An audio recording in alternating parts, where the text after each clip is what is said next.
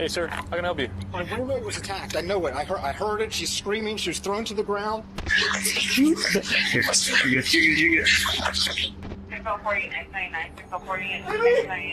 Sir, come here.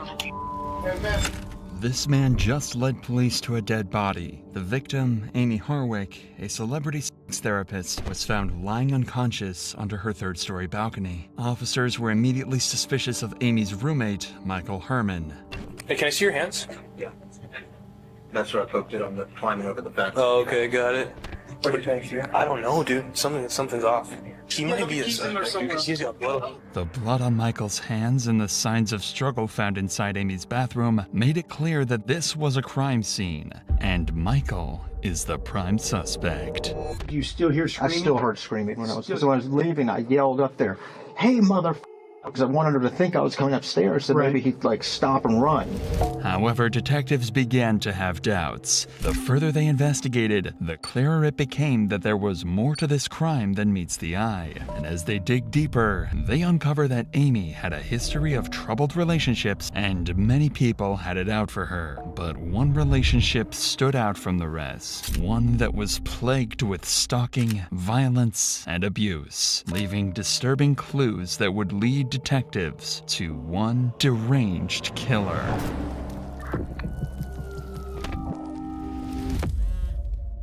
I have so much I need to say. Please give me a chance to just say it, please. At 1:11 a.m. on February 15th, 2020, 911 received a harrowing call from Amy's roommate. I want to reduce the on 3434. Yeah, somebody just attacked my roommate. We're at 2086 Mound Street. Find anything. Okay, how was he assaulted? What happened? It's a C. I don't know. I was downstairs. I heard screaming. Please get a cop here. Okay, and this is who's screaming inside? Can't even think right now. Amy Harwick. I mean, who is she to you, sir? She's my roommate. Okay. Is she screaming for help? Yes. Okay. Did you see anything? No. Okay, so no, I heard her screaming, and I heard her being... All right, so I'm going to send out that somebody's screaming, okay? Since you didn't see anything. You don't know if she's being attacked, you're not sure. Yes, I know she's being attacked. I heard her got thrown to the ground. With sirens blaring, multiple law enforcement agents rush to the scene. The information that they have as they arrive is limited. All they know is that there is a situation with a screaming woman and that somebody appears to be in danger. As soon as they arrive, Michael Herwin, Amy's roommate, is the first person to come into contact. Hey, sir. Hi. How can I help you? My roommate was attacked. I know it. I heard it. She's screaming. She was thrown to the ground. I couldn't find my phone. I couldn't find anything. Okay, hold on. Okay, so you have access to here? No. Is there anybody else inside the house? My roommate. Just your roommate by herself? Yes. You didn't check on her? Dude, I heard screaming. I don't know if that guy had a gun or a knife. I came running I couldn't find my phone. So is there somebody else inside? Yes. I think there's Okay, sir, do me a favor. Do me a favor. Calm down. Calm down. Other than your roommate, is there anybody else inside the house? I don't know. So you didn't see anyone? You just heard... No, I just heard her screaming. Have It you sounded called- like she got thrown to the ground. I've been calling for her through his windows. Nobody's answering. Nothing. So where's your key at? Inside, downstairs, the back door's open.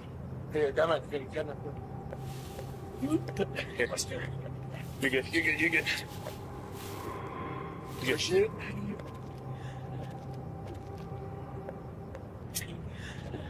Six 815 advises the responding units that we had to hop the fence. We're going to be at the rear of the location.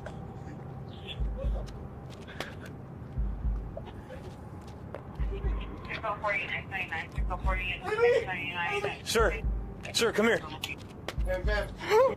Relax. Take a seat. Oh my God. Hey, we need to ambulance. What was going on tonight? I was asleep. I've been asleep all night. When officers move into the courtyard, there lies Amy Harwick, 20 feet beneath her third-floor balcony, going into continuous seizures with glass surrounding her body. Bro, she's having a seizure. Oh, Jesus. Amy lived in a relatively safe area in Hollywood Hills and was a well-known family and marriage therapist, so her home being broken into was unusual, and whoever did it made sure she had a painful death. She was thrown off her balcony, resulting in several serious injuries. The trauma to the head was so severe that it had resulted in a subgaleal and a subdural hemorrhage, sending her into continuous seizures. Not only that, but her neck showed signs that she had been strangled before falling off her balcony. Even though Amy started receiving urgent care, this situation was far from over. Not knowing whether the assailant is still in the house, officers began to breach and clear the ground floor. Do you know if there's anybody else inside the house? I don't. Oh my God. What happened to you? Anyone else inside? This is the LAPD. Come out with your hands up. Hey, somebody pat him down, please. Hey, stand up. He might be inside. He's got blood on him. Probably on my couch. Anyone else inside? This is the LAPD. Come out with your hands up. Gotcha. Alright, so you guys can move up in unison. Yeah. Ready? On you guys. Just hold it. They're gonna move up in unison. You're good, Pascal. Whenever you guys are ready, go ahead. Go back in. Alright, I got an open room. There's a balcony to the top. Alright. Got couches. Looks like a kitchen to the right. Unfortunately, the one responsible for Amy's condition has managed to escape, and as cops make their way through the home, they notice that everything is organized and spotless, besides a few areas of interest. It's sticky. Beads. This is urine. Urine, but none of the bathroom. Amy's bedroom was a mess, with the covers thrown off and a pool of urine in the connecting bathroom. Often, when a victim is strangled, it results in the involuntary loss of bowel control. Moreover, officers would discover something strange. Right on the balcony from where Amy fell, a syringe filled with nicotine had fallen to the ground. So there's a loaded syringe on this right here. Extreme doses of nicotine like the one found in this syringe act as a poison, causing organs in the body to fail and slowly kill an individual as they suffer from vomiting, nausea, diarrhea, and severe abdominal pain. Strangely enough, these types of drugs were never even present in the home, and even if they were, Amy would never take them, as her roommate explains. A loaded syringe, so... Sir, do you know her history of drug use? She's sober. She doesn't drink it. She didn't even drink. She doesn't drink. She doesn't even drink. She's sober. So nobody in this house is doing drugs? I smoke pot and stuff, yeah. Okay, what do you mean and stuff? Well, I smoke pot. That's it? Shrooms every now and then. Yeah. Okay, so she's sober completely? She's sober completely. How sure of that are you? I'm positive. I'm absolutely sure. I don't know, dude. Something's off. Dude, that rig is loaded completely. Yes, hasn't been used yet. It hasn't been used. Hey, can I see your hands? Yeah. That's where I poked it on the climbing over the fence. Oh, okay, got it. So what about this one here? I don't know what that is. I guess from the fence too. Can you pull your sleeve back on this one right here? Oh no, on this one right here. This one. Can you flip it for me? Can you do me a favor? Look up. Can you pull your shirt down a little bit? Sure. It's really like shady. This whole thing's very weird. And then did you see that? How it's wrapped around them? It's weird. Although Michael seems incredibly suspicious, finding out whether he's guilty comes second. The first priority is to ensure Amy's survival, whose condition was worsening by the second. Her pulse was nearly non-existent, and she was rushed to a nearby hospital, where it was determined that she had sustained many serious injuries since dropping about 20 feet from the balcony, including lacerations to her liver and brain damage. And despite the best attempts from doctors, Amy Harwick was soon pronounced dead. The syringe filled with nicotine, Amy's injuries before the fall, and no missing items. These were all clues that this was not a burglary gone wrong, but a planned murder. For police, this would make sense because working as a specialized sex therapist, and one that was very public with several shows and media presence at the time, was risky. There could have been too many people who had it out for her, since therapists often have to deal with emotionally problematic and sometimes obsessive individuals. For now, though, Michael Herman was the only person around Amy when she was murdered, making him the first suspect. Michael was already a suspicious individual, as his frequent cannabis use led officers to believe that he had at least some knowledge of drugs and could be behind the nicotine syringe. But more telling was the fact that his arms were covered in blood and and scratches, which made him look even more guilty. So to get to the bottom of this, Michael was brought in for an interview where he would stay adamant about his innocence. Can you remember? Do you still hear I screaming? still heard screaming when I was Still hearing screaming. Now, and when we were at the house, you also Because when I was yelling, because when I was leaving, I yelled up there, "Hey, mother!" really loud because I wanted her to think I was coming upstairs, so Right. maybe he'd like stop and run. You know, that you would was know that he's not in the house with alone. two of them. Right, Yeah. right. And I didn't know if it was like, I didn't know if it was multiple people. I just didn't Right. know, and I just hope that would that would make the person flee. Michael claims that after returning home, he heard screams from inside the house and then shouted loudly to scare off the potential attacker. He then entered the home to find the front door open and Amy Harwick's body on the ground. He immediately called 911 and attempted to provide aid while waiting for emergency responders. Not only does Michael fully cooperate with law enforcement, but he also has a solid alibi and witness testimonies supporting his account. Additionally, there is no forensic evidence linking Michael to the crime. Still, detectives can't rule out Michael just yet, as there are no other suspects and nobody had seen anyone outside of Michael enter or leave the building. But this is when police receive footage from a nearby Ring doorbell camera, a crucial piece of evidence that would turn the entire case upside down. When the cops looked at the footage, they saw Michael come running out of the home, trying to wake up the neighbors and call for help. This was exactly what he told them he had done, which confirms the fact that he was likely only a witness to all of this. But the camera also picks up someone else at the scene.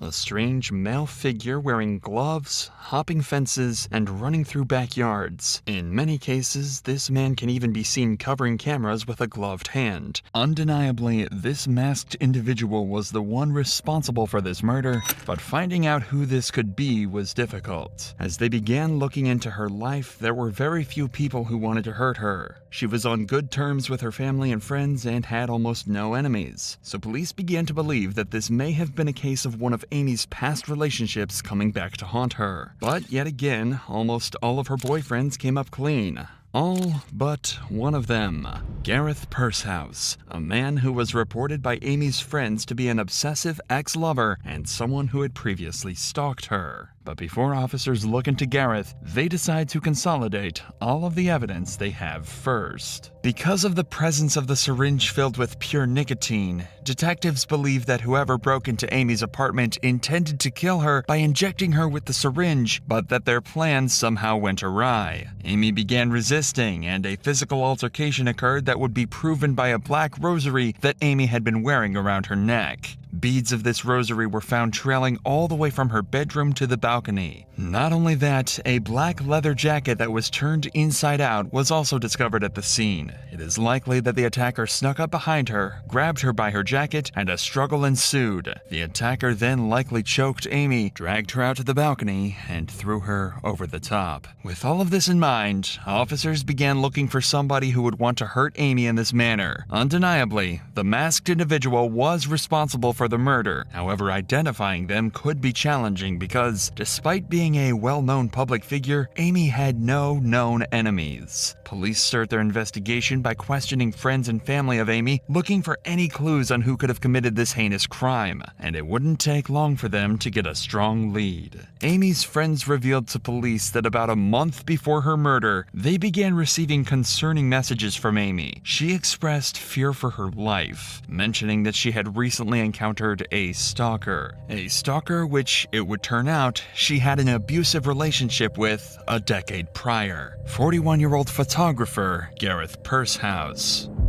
Amy and Gareth had met 10 years earlier in 2011 when Gareth had worked as a photographer on a therapy event Amy attended. They dated briefly, but Amy's friends took note of the relationship being far from normal. In May of 2011, Amy tried to file a restraining order for the abuse she suffered in the relationship. Gareth often suffocated her, slamming her against the walls, dropped her on the ground, and punched her. Yet, somehow, this order was denied as authorities believed there was a lack of evidence. Of course, this meant a quick end to the relationship, at least for Amy. This was unacceptable for Gareth as he started obsessing heavily over Amy, and his emotional state worsened. But Amy was the one who'd have to face the brunt of Gareth's mental decline.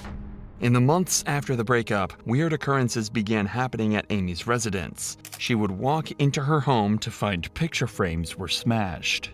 Sometimes there would be roses taped to her front door, and on other occasions, Gareth would refuse to leave her doorstep for hours. A year later, in 2012, Amy tried to file another restraining order against Gareth because he had once again assaulted her and dragged her out of a car. Fortunately, this time, the order would be approved by a judge, barring Gareth from seeing Amy for 5 years. However, according to her closest friends, Gareth's behavior became even more creepy and intense in the years after the restraining order was issued. If Gareth couldn't see her physically, he'd tarnish her reputation on every one of Amy's social media pages. Every single time she posted, she would get derogatory comments, and all of her publications in her field as a therapist would get bombarded with comments criticizing and degrading her work. But things would take a turn for the worst 1 month before Amy's murder. On January 17, 2020, Amy was attending the XBiz Awards, where she was a panelist of an organization called Pineapple Support, which was meant to focus on therapy related to workers in the sex industry. However, as Amy was having drinks before her segment began, she would hear a familiar voice. Gareth's voice, who was working as a photographer at the event. At this point in time, Amy had not seen Gareth in nearly a decade, yet he would approach Amy, angry and upset, saying that she ruined his life. One of Amy's friends would outline what the two talked about as Amy called him for help. The first phone call, when she called, I couldn't hear. It was a lot of loud commotion. It was chaotic, so I couldn't understand, and I hung up. And then 30 seconds later, I received another phone call from her as well, and all I could hear amongst the chaos or the sounds that were sort of the loud sounds was, "Get the F over here." Initially seeing them walk away, I first checked in with my friend who called me, and she told me, "This guy is freaking out on your friend." So I then walked over to where the two of them had walked to, and as I was walking towards them, the only words I heard was, "You ruined my life, you bitch."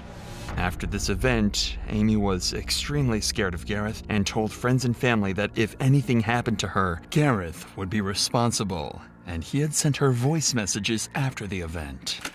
I have so much I need to say. Please give me a chance to just say it. Please.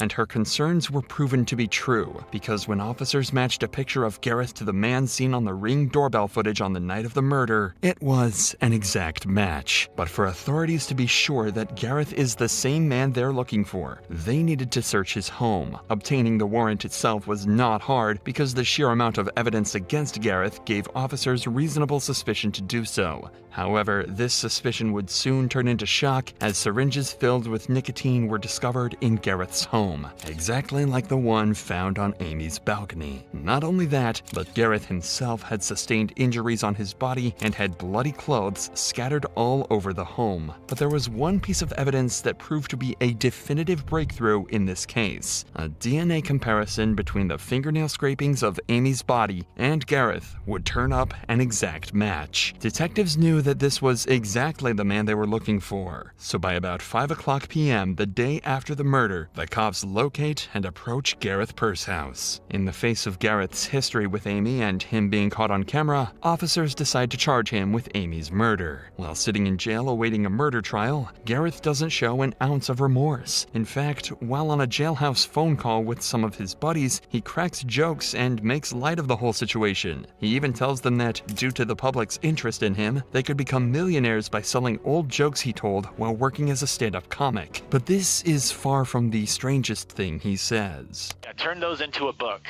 Try right now to find a publisher that'll give you money ahead of time for that, just based on my name because of the media. Like, that could be $1 million, I don't know. But I do have a joke for you. What's the most feminine candy bar? Huh. Hershey's. At least you have your sense of humor. Yeah, you got your sense of humor. You're making the best of it now. Yeah. Well, and also people are posting like crazy hate, and there's like, why bother? So you said you're not getting out. Correct. Ever. Is that what you're trying to say? Yes. I've seen what's coming at me, and It's not good. I'm not getting out. Super fun. Gareth Pursehouse has made it very clear that he believes he is going down for Amy's murder, and he has completely accepted that. One could likely assume that if this man were not truly guilty of this horrific crime, he would not be speaking this way. Despite this, Gareth was bonded out of jail before his trial began. But Gareth was certainly panicking, because right after he was released on bond, the first place he visited was Los Angeles International Airport to escape the country. Normally, a person who has their bond posted is not allowed next to any airports or borders to prevent them from leaving the country, and if they're found doing so, they're arrested immediately and given no chance for a second bond. Exactly what would happen to Gareth as he was arrested once more. The trial of Gareth Pursehouse began in August of 2023. The defense claimed that Gareth was only there to talk to Amy and that her death was an accident. They also argued that while Gareth had brought that syringe filled with nicotine to the scene, he had only intended it to be used for his own side. But the prosecution took a different approach and painted Gareth as an obsessive killer. She rejected his advances. She cut off all contact.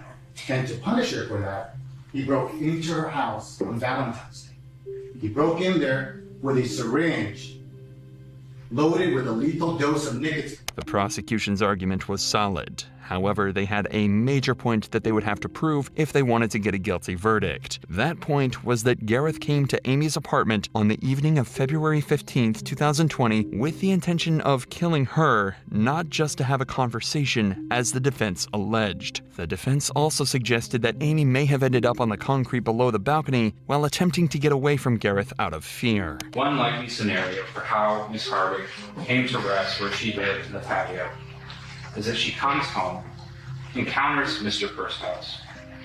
In a panic, she runs through her bedroom to her balcony, climbs up and over the railing, attempts to lower herself or climb down, and is unsuccessful.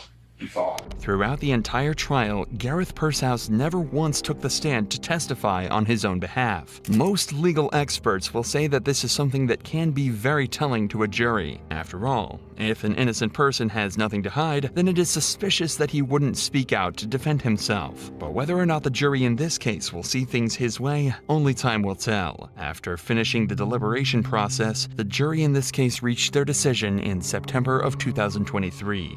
As to count one, we the jury, the above entitled action finding the defendant, Gareth Pursehouse, guilty of the crime of murder in the first degree. Ladies and gentlemen of the jury, are these your verdicts? So say you one, so say you all. Yes. Thank you.